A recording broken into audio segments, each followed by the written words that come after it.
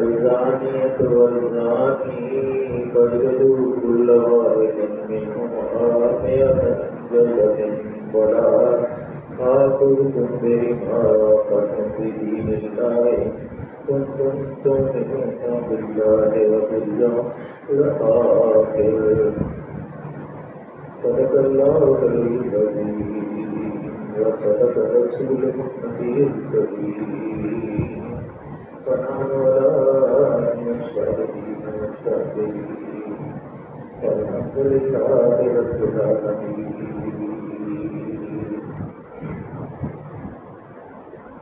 سورہ نور ہے، اس کے 5 رکوع ہیں اور 64 آیات ہیں. اس میں جو سب سے بڑا مسئلہ ہے وہ عفق کا معاملہ ہے جو تہمت کر دی گئی تھی. نبی صلی اللہ علیہ وسلم کی اہلیہ عائشہ صدیقہ رضی اللہ تعالیٰ عنہا کے اوپر جبکہ نبی صلی اللہ علیہ وسلم بنی مستلق سے غزوے سے واپس آ رہے تھے تو راستے میں وہ کچھ دیر قیام کیا. پھر عائشہ صدیقہ بھی لگی تو رفع حاجت کے لیے گئی اور ان کا ہار کہیں گم ہو گیا اور وہ ہار ڈھونڈ رہنے کے لیے احترام جو لشکر تھا وہ چلے گیا. اور بعد میں جو ایک غلام آزاد کرتا صدیقہ اکبر رضی اللہ کا غلام تھا وہ آیا اور اس نے دیکھا کہ اس کو ویسے ہی دیر سے سونے کی حالت تھی تو وہ نبی صلی اللہ علیہ وسلم نے اس کی ڈیوٹی لگائی تھی کہ جب لشکر چلے جائے تو پیچھے اگر کسی لشکر کا کسی مجاہد کا کوئی سامان باقی رہ جائے تو وہ اس سامان کو اٹھا کے واپس لے آئے. تو اس نے دیکھا آپ جب واپس آئی تو دیکھا کہ قافلہ جا چکا ہے تو آپ نے اسی جگہ بیٹھ کے چادر اوڑھ لی اور بیٹھ گئی. آپ کو روب آ گئی اور سورج نکل آیا. اس دوران صفوان بن معطل سلمی جو کہ بدری صحابی بھی ہیں وہ اس کو اللہ کے رسول صلی اللہ علیہ وسلم نے پیچھے ڈیوٹی لگائی ہوئی تھی یا وہ پیچھے کوئی مبصرین نے لکھا کہ اس کو دیر سے جانے کی عادت تھی بلکہ اس کا مسئلہ بھی پیش ہوا کہ یہ جمعہ کی نماز میں اکثر لے کرتے ہیں. تو انہوں نے کہا اللہ کے رسول صلی اللہ علیہ وسلم مجھے خاندانی طور پہ میرے اندر یہ کمزوری ہے کہ مجھے نیند جاگ نہیں آتی. تو آپ صلی اللہ علیہ وسلم نے جو منع فرمایا پھر آپ نے اس کی ڈیوٹی لگائی کہ جب آپ لشکر چلے جائے تو پیچھے سے جو سامان کوئی کسی کا لشکر کا کسی کا مجاہد کا سپاہی کا صحابی کا یا جو کچھ چھوٹا ہے تو پھر آپ نے دیکھا کہ کیونکہ وہ بدری صحابی تھے ابھی جب تک یہ سورہ جو ہے احزاب جو ہے اس کے اندر جو معاملے کے بعد نازل نہیں ہوئے تھے تو اس نے کئی دفعہ آپ کو دیکھا ہوا تو اس کو پتہ چل گیا کہ آپ صلی اللہ علیہ وسلم کی روزہ محترمہ ہے. اور آپ فرماتی ہیں کہ ان دنوں میں ہماری خوراک بڑی قریب تھی اور ہم عورتوں کے بدن بہت کم ہو گئے تھے. تو انہوں نے مجھے پھول لائے نزدیک لائے میرے اور میں اس کے لیے بیٹھ گئی اور پھر دوپہر تک ہم سفر کرتے ہوئے وہاں چل گئے. تو یہ پہلا مارکا تھا جس کے اندر پہلے کبھی اتنے منافق سے شریک نہیں ہوئے تھے. اس مارکے کے اندر بہت سے جو منافق تھے کچھ نبی کی قیادت میں شریک ہوئے تھے اور انہوں نے جب بعد بیرونی قوتوں نے جب دیکھا کہ ہم کثرت تعداد کے رکھتے ہوئے تھے ہر چیز کی کثرت ان کے پاس تھی، دولت بھی تھی، اسلحہ بھی تھا، ذاتی قوت بھی تھی، بیٹھے والے ضرور بھی تھے، لیکن ایک قوت جو اخلاقی قوت اور مطالعہ تقریب کی تجزیے کی تسکین کی جو قوت ہے مسلمانوں کے پاس وہ ایک بے نظیر قوت تھی اور اس نے اس قوت نے مسلمانوں کو متحد بھی کر دیا تھا، منظم بھی کر دیا تھا، اور ایک دوسرے کے لیے وہ جان نثاری کا یہ بھی تیار رہتے تھے، ہر وقت جان دینے کے لیے دوسرے کو یہ قربانی دینے کے لیے تیار رہتے تھے۔ جب وہ آپ میں اونٹ بیٹھ گئی اور پھر وہ جب وہاں پہنچے تو عبداللہ بن نبی نے پھر دیکھا جائے تو سب سے پہلے اس میں مستد اساسا جو کہ آپ کے خالد بھائی بھی تھے، رضی اللہ تعالیٰ عنہ کی جو اہلیہ تھی وہ عائشہ صدیقہ کی والدہ جو تھی، ان کی بہن کے جو بیٹے تھے بھائی بھی تھے، تو اس نے سب سے پہلے یہ کیونکہ ان کی بہن جو تھی عبداللہ بن جاش کی زینب جو تھی وہ آپ صلی اللہ علیہ وسلم کے نکاح کے اندر کیونکہ وہ ان کے ساتھ ان کا کوئی معاملہ تھا، تو انہوں نے اس کو بہت انشاءاللہ کے لیے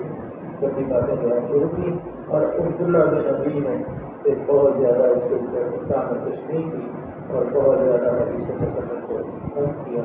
اور آپ صلی اللہ علیہ وسلم نے پھر آپ فرماتی ہیں حضرت عائشہ صدیقہ کہ گھر میں آتے تھے تو کبھی جب پہلے خیر خبر ہوتی تھی پوچھتے تھے دوسروں کا موشی سے، بس غلاموں سے پوچھ لیتے تھے چلے جاتے تھے، تو حضرت زید سے پوچھا اور حضرت علی سے مشورہ کیا کہ آپ نے کیا پڑھا، تو حضرت علی نے کہا کہ آپ کو خادمہ کی ڈپٹی لگائیں، وہ تو لگائے کہ کیا واقعہ معاملات ہیں۔ تو جب اس کو خادمہ سے پوچھا گیا اس نے کہا میں نے تو زندگی میں کبھی کوئی ایسی بات میں نہیں دیکھی سوائے اس کے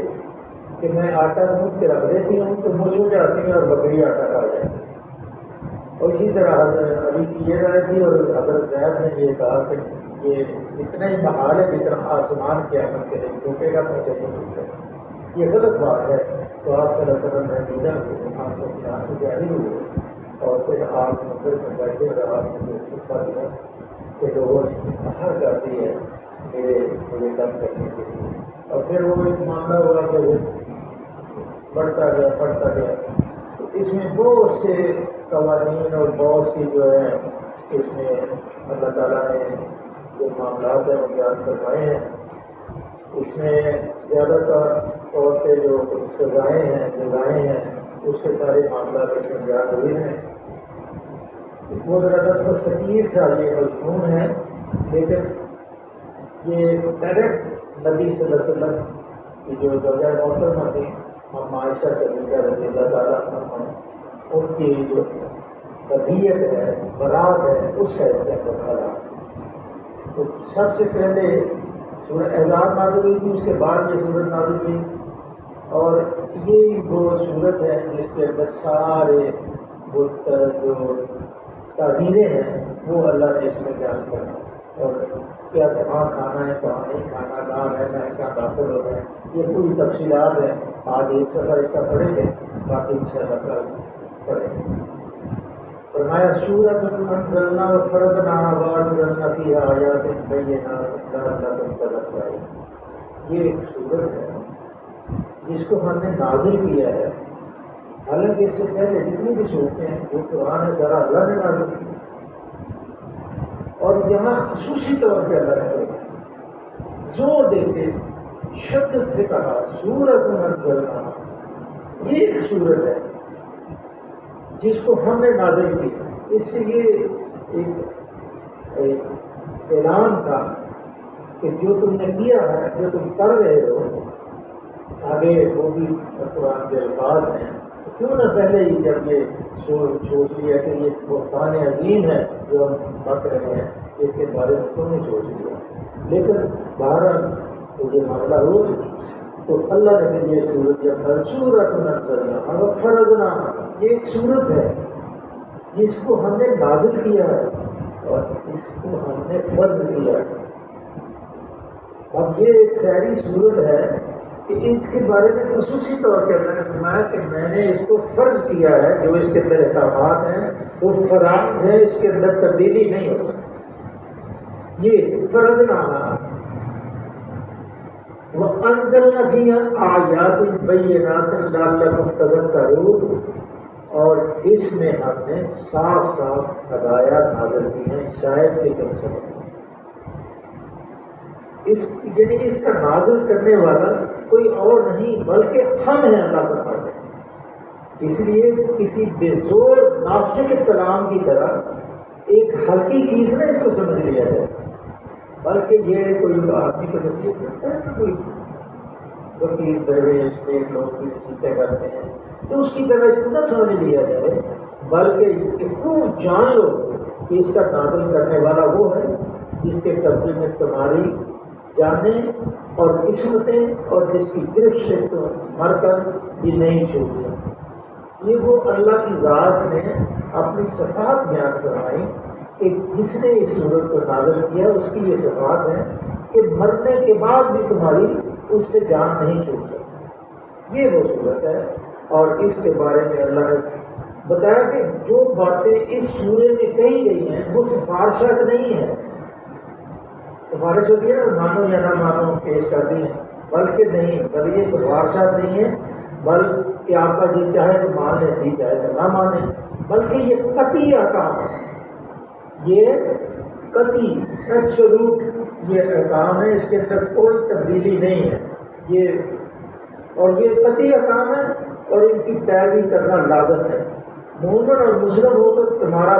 فرض ہے کہ ان کے مطابق عمل کریں۔ مومن اگر ہم مومن اور مسلم ہیں تو ہمارا فرض، ہمارے اوپر اللہ نے یہ فرض کیا ہے کہ اس آیت کے اندر جو اللہ نے احکامات نازل فرمائے ہیں اس کے مطابق انہیں عمل کرنا ہے۔ تیسرے فقرے میں یہ بتایا گیا ہے کہ جو ہدایات اس صورت میں دی جا رہی ہیں اس میں کوئی ابہام نہیں ہے، اس میں کوئی گنجلک نہیں ہے، کوئی ایسی چیز نہیں ہے جو سمجھ میں نہ آ سکتی ہو، بلکہ بالکل صاف صاف اور کھلی کھلی ہدایت ہیں جن کے متعلق تمہارے پاس کوئی عذر نہیں ہے پیش کرنے، کوئی بہانہ نہیں ہم پیش کر سکتے، بات ہماری سمجھ میں نہیں آتی کہ ہم نے اس لیے اس کے اوپر عمل نہیں کی۔ یہ اس فرمان مبارک کی اللہ تعالیٰ نے تمہید باتیں کہ فرض نہ، یہ فرض ہیں، اور یہ کوئی اس کے اندر سفارشات پیش کر دیتے ہیں لوگ کہ یہ تجاویز ہے، یہ کوئی تجاویز یا سفارشات نہیں ہے، بلکہ اللہ نے اس لیے ان کو نازل کیا ہے کہ ان کے اوپر پورا منوہن عمل کرنا ہے۔ پہلا الزانیۃ والزانی فاجلدوا کل واحد منہما مئۃ جلدۃ ولا تأخذکم بہما رأفۃ فی دین اللہ ان کنتم تؤمنون۔ اللہ فرماتا ہے زانی عورت اور زانی مرد دونوں میں سے ہر ایک کو 100 کوڑے مارو۔ اس مسئلے کے بہت سے قانونی، اخلاقی اور تاریخی پہلو جو ہے تشریح کرو، کیونکہ اسے یہ نہیں سمجھ لگتی کہ 100 گھوڑے مارنے کی بہت سے مطلب اس کی تمہید اسی لیے اللہ نے پہلے مان دی کہ اس کی پوری تفصیلات جو ہیں ایک کے ساتھ اس کو بیان کیا جائے۔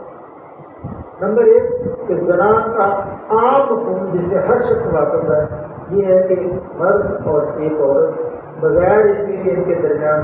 نکاح کا رشتہ، جائز رشتہ زن و شو ہو رہا ہو تو وہ اس کے بغیر اگر وہ اس چیز کا ارتکاب کریں گے تو پھر ان کے لیے پھر جو ہے وہ اختلاط برا ہوگا اور زنا نہیں ہو جائے، اور یہ معاشرتی حیثیت سے معیوب ہو، اور ایک کوئی سزا کیا ہے 100 کوڑے مار دونوں۔ پھر دوسری بات جو اللہ نے فرمائی کہ زنا کی حرمت پر متفق ہونے کے بعد اختلاف جس عمل میں ہے وہ اس کے جرم یعنی قانوناً سزا ہونے کا مسئلہ جو ہے تو یہ وہی وہ مقام ہے جہاں سے اسلام اور دوسرے مذاہب اور قوانین کا اختلاف شروع ہے۔ یہ جو مسئلہ ہے اس میں سزا کے اندر دوسرے جو مذاہب ہیں انہوں نے بہت سی شکلیں اس کی نکالی ہیں، لیکن اگر ان کے اوپر ہم جائیں گے تو 1 مہینہ اس کو پڑھنے کے اوپر لگے گا، اور وہ بہت سی ہندوؤں کی سزا کیا ہے، یہودیوں کی سزا کیا ہے، عیسائیوں کی سزا کیا ہے، انہوں نے اپنی اپنی بنائی، لیکن ان کی جو کتابیں ہیں جو ہمارے اوپر ان کے اوپر ایمان لانا مست ہے کہ بما انزل علیک وما انزل من قبلک وبالآخرۃ ہم یوقنون، کہ ہمیں ان کتابوں پہ بھی ہمارا ایمان ہے جو پہلے نازل ہوئی اور جو یہ کتاب نازل نبی صلی اللہ علیہ وسلم کے ذریعے اب تک پہنچی اس پہ بھی ہمارا ہے۔ اس کے اندر بھی یہی سزائیں تھیں جو قرآن کے اندر اللہ نے بیان فرمائی ہیں، کوئی اس کے اندر کمی بیشی نہیں کی، لیکن انہوں نے اس کے اندر بے شمار تبدیلیاں کر لی اور مختلف قسم کے ہیلے بنانوں سے مارنوں سے زنا کو تقریباً جائز قرار دے گئے۔ یہ بہت ساری اس کے اندر تشریحات ہیں، اگر کہیں گے تو میں اس کو کل بیان کروا دوں گا، لیکن بعض چیزیں میں ہمارے فائدے کی ہیں، بعض چیزیں بالکل وہ عالموں کے لیے۔ بھائی اسلام انسانی معاشرے کو زنا کے خطرے سے بچانے کے لیے صرف قانونی تدابیر کے اختیار پر انحصار نہیں کرتا، بلکہ اس کے لیے وسیع تر تذکیر جو کر کہ نبی صلی اللہ علیہ وسلم کے زمانے میں ایک خاتون آئی جو کہ ہم اس کے لیے گناہ سرزد ہو گیا، اس نے کہا کہ مجھے پاک دیا ہے، تو کہا کہ تو جا ابھی جب بچہ جنم دے لے گی پھر واپس آ گئی، تو اس نے چلے گی واپس، پھر جب وہ بچہ پیدا ہو گیا تو پھر وہ واپس آئے، کہا اب مجھے بس اس کی سزا دی جائے۔ تو صلی اللہ علیہ وسلم نے فرمایا کہ اب واپس ہے، اس بچے کو پہلے دودھ پلا، جب یہ روٹی کھانے کے قابل ہو جائے گا پھر آ۔ تو اس خاتون نے بچے کو 5-6 مہینے کے اندر ہی جو صحابیہ نے اس کو روٹی کھلانا سکھا دیا، پھر کہا کہ مجھے اب سزا دی۔ پھر آپ نے اس کو رجم کی سزا دی اور اس کی خون کے چیٹے جو تھے حضرت خالد بن ولید رضی اللہ تعالیٰ کو کپڑوں پہ لگ گئے، تو آپ نے اس کو بڑا بڑا کہا۔ اللہ کے رسول صلی اللہ علیہ وسلم نے فرمایا کہ تم اس کو بڑا بڑا کہہ رہے ہیں، یہ وہ خاتون ہے جس نے جنت دیکھ لی ہے، اس لیے اس نے اس سزا کو قبول کیا، ورنہ تو اس کے گناہ کو کوئی جانتا ہی نہیں تھا، اس نے خود اقرار کیا۔ تو یہ اسلام کے اندر یہ بہت بڑی یہ ایک اللہ تعالیٰ نے رحمت رکھی ہے کہ اندر جو اللہ کا خوف پیدا ہو جاتا ہے، پھر اللہ کے خوف کی وجہ سے انسان گناہ کو چھپاتا ہے،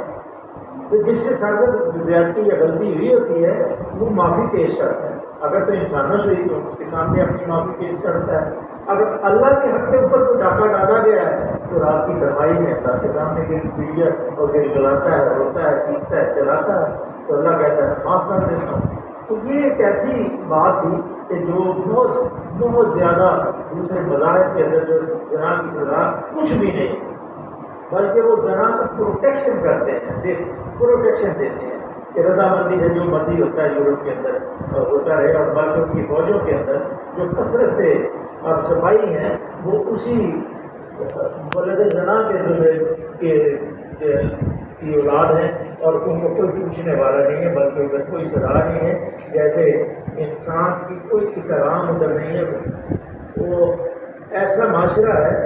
کہ اس کے اندر قانون بھی ہیں، ویلفیئر بھی ہے، لیکن سب اللہ کی نافرمانی کے اوپر ہوتے ہیں، اس لیے اللہ نے فرمایا کہ ان کو سزا دو، اور سزا بھی کھلے عام دو اگر تم باللہ والیوم الآخر اللہ کے اوپر ایمان رکھتے ہو اور یوم آخرت پہ ایمان رکھتے ہو، وَلْيَشْهَدْ عَذَابَهُمَا طَائِفَةٌ مِّنَ الْمُؤْمِنِينَ، اور ان کو سزا دیتے وقت اہل ایمان کا ایک گروہ جو ہے اس مجمع کے اندر موجود رہے، مجمع موجود رہے اور دیکھتا رہے تاکہ لوگوں کو تعزیر ہو۔ اس آیت میں جو قابل توجہ بات ہے یہ فوجداری قانون جو اللہ نے فرمایا ہے کہ صرف نماز، روزہ، حج، زکوٰۃ ہی دین نہیں ہے، بلکہ ملک کا قانون جو ہے وہ بھی دین ہے۔ نماز، روزہ، حج، زکوٰۃ اس کے کوئی پابندی نہیں ہے، اور یہ ایسے فعل ہیں کہ تمہیں حکومت نہیں ہوتی، آپ کرنا چاہیں کر لیں، نہیں کر سکتے نہ کریں، پیسے بھی ہیں، سب کچھ ہے، تو اگر پیسے زیادہ راہ بھی ہے لیکن آپ سفر نہیں کرتے تو اللہ کے رسول صلی اللہ علیہ وسلم نے اگر مال و ثواب رکھتے ہوئے بھی اگر انسان نہیں کرتا، وسائل رکھتے ہوئے بھی اگر حج نہیں کرتا تو وہ یہودی مرے یا نصرانی مرے اس سے مرک نہیں کر سکتا، تو اس میں کوئی صلاح نہیں ہے۔ لیکن یہ جو قانون ہے مملکت کا قانون، وہ قانون وہی ہونا چاہیے جو اللہ نے نازل کیا کہ یہ سزا اس قاضی کو دینی چاہیے جو یہاں قاضی مجسٹریٹ کے جج بیٹھے ہیں، اس قانون کے مطابق اس کو سزا دینی چاہیے۔ اگر تم اللہ فرماتا ہے باللہ والیوم، اگر اللہ پہ ایمان رکھتے ہو اور یوم آخر اور اس سزا کو دیتے وقت اہل ایمان کا ایک گروہ جو ہے وہ بالکل موجود رہنا چاہیے کہ بلکہ اللہ کا قانون اور نظام شریعت ہمیں قائم کرنے کے لیے جدوجہد کرنی چاہیے۔ اگر یہ جدوجہد کریں گے اور یہ قانون نافذ ہوگا تو معاشرے کے اندر تذکیر ہو جائے گی، تزکیہ ہو جائے گا، اور لوگ جو ہیں حرام کو چھوڑ کے حلال کی طرف آئیں۔ اسی لیے تو اللہ نے فرمایا کہ اللہ کے رسول صلی اللہ علیہ وسلم نے فرمایا کہ جس نے من رغب سنتی فلیس منی، جس نے میری سنت سے اعراض کیا وہ ہم میں سے نہیں ہے۔ اس لیے نکاح آپ نے فرمایا میری سنت ہے، آپ کو نکاح کرنا چاہیے۔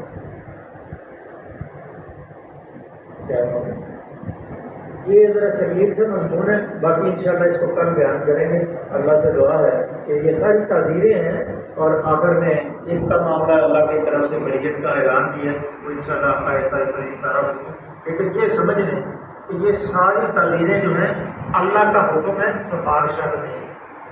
اور جو حکومت اسلامی حکومت اس کو نافذ نہیں کرتی، اسلامی سربراہ اس کو نافذ نہیں کرتا، وہ گناہ گار ہے، فاسق ہے، فاضل ہے، فاسق ہے، اور اللہ کے ہاں تعزیر کا مستحق ہے، سزا کا مستحق ہے۔ اور اللہ کے رسول صلی اللہ علیہ وسلم آیا کہ طاقت رکھتے ہوئے، اختیار رکھتے ہوئے بھی اگر وہ اسلام کی تعمیرات، اسلام کے نظام کو نافذ نہیں کرتا تو وہ دائرہ اسلام سے بھی اس کو اخراج کیا جا سکتا۔ یہ اس مضمون کا یہ معاملہ ہے، اس لیے حکومت جو ہے اسلام کی ہوگی تو تبھی یہ تعمیریں نافذ ہوگی۔ صدق اللہ علیہ۔